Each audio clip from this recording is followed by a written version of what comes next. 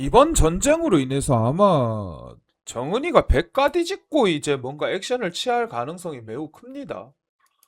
왜 그러냐 하면은, 안녕하십니까. 반도체 아저씨입니다. 지금 이제 아난티를 좀 보시는 게 무조건 맞아요. 왜 그러냐 하면은, 일단 잘 봐보세요. 지금 미국이 이번에 이란을 패고 있잖아. 근데 이번에 미국이 이란 팬 게 이란부터 팬 게 아니잖아요.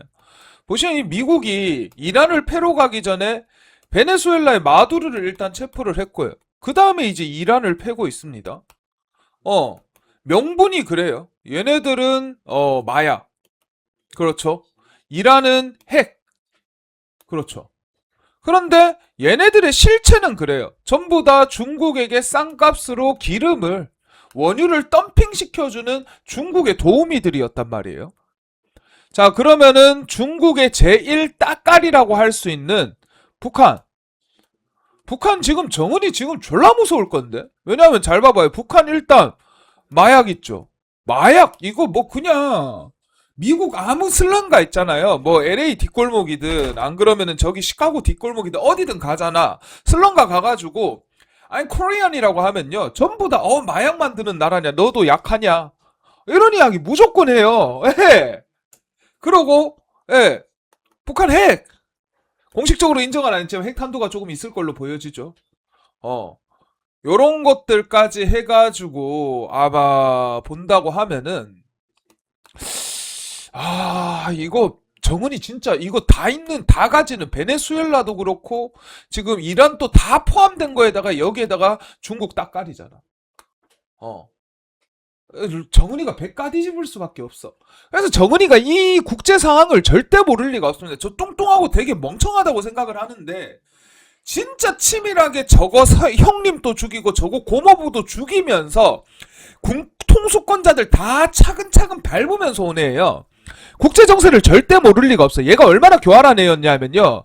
문재인 대통령이 그냥 허 하면서 멍청하게 있으니까 얘가 완전히 통미봉남하려고 그랬잖아요. 사실상 북미 정상회담 때 우리 팽 당했는데 문재인 대통령이 아씨 하면서 같이 들어가자 하면서 우겨가지고 겨우 같이 들어간 거잖아. 어. 그런 것들 이제 생각을 한다고 하면은 아마 통미봉남까지 생각을 했던 애라고 하면은 분명히 지금 정은이가 시간 끌기예요. 저거 딸내미 주애 주애랑 지금 저거 여동생 여정이 김여정이 해가지고 이거 지금 권력 다툼 일어난 것처럼 지금 알력 싸움 하는 것처럼 이야기하잖아.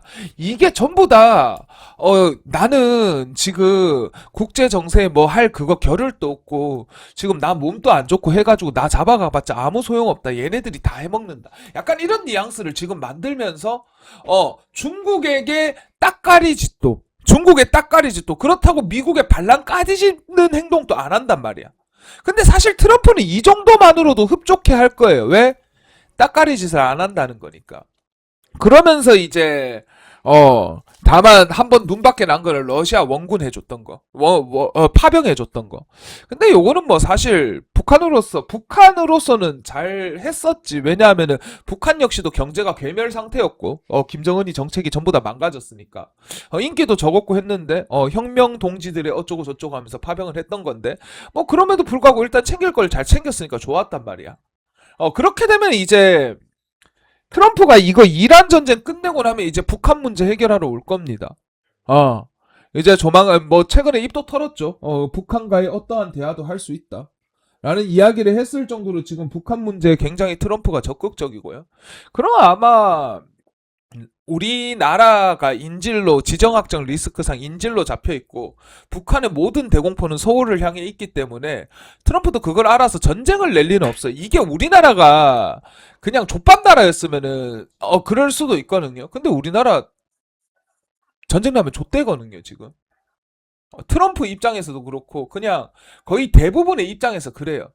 그렇기 때문에 지금 뭐 전쟁이나 이런 것들보다는 아마 최대한 설득해서 협력해서 약간 진짜 햇빛 정책으로 아마 가지 않을까 싶어요.